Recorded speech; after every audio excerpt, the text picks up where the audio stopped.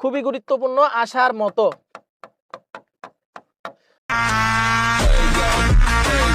Very very very very important. কয়টা star দিছি দেখো তো, 1 2 3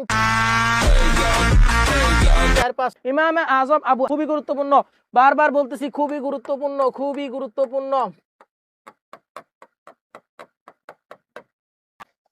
90 গুরুত্বপূর্ণ, সব থেকে গুরুত্বপূর্ণ। দেখো এইটা কয়টা স্টার দিব?